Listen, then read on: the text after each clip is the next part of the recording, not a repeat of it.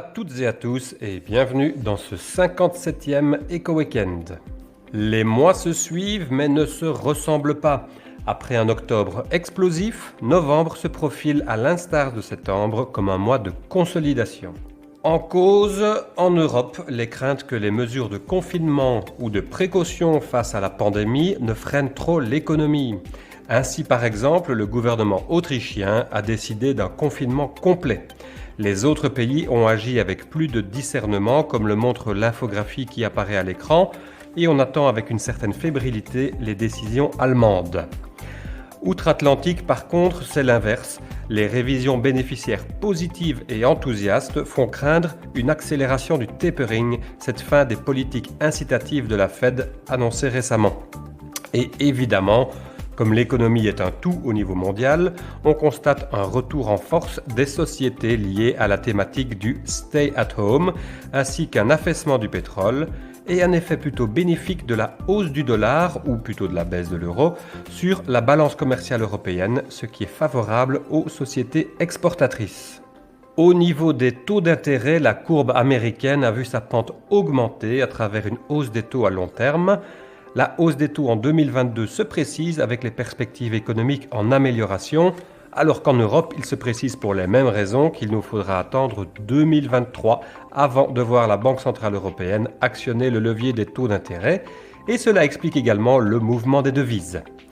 Aussi bien Europe qu'États-Unis voient leurs obligations de maturité moyenne progresser cette semaine, puisqu'en dépit des perspectives pour 2022, cette fin d'année s'annonce en phase avec les projections économiques.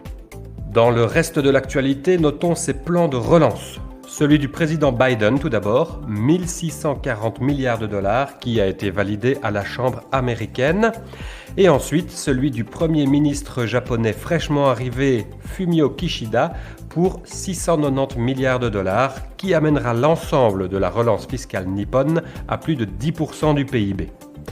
Les marchés d'actions n'ont pas réagi avec beaucoup d'enthousiasme, les Japonais étant réputés pour dépenser difficilement leur budget de relance. Nul doute sur ce point que l'expertise wallonne en la matière pourrait les aider. En Chine, les relations avec les États-Unis ont évolué favorablement suite à un sommet virtuel entre les deux chefs d'État.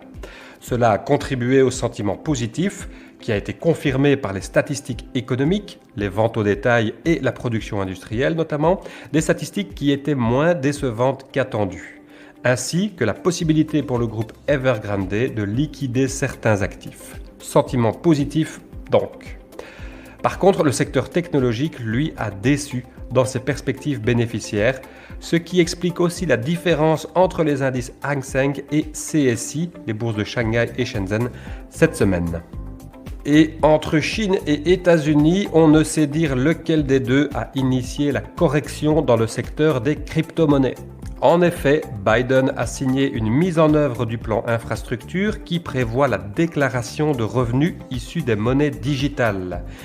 En même temps, le gouvernement chinois envisage quant à lui un tarif punitif sur la consommation énergétique des sociétés qui sont impliquées dans les activités de minage. En conséquence, la correction a avoisiné les 10% selon les crypto-monnaies concernées.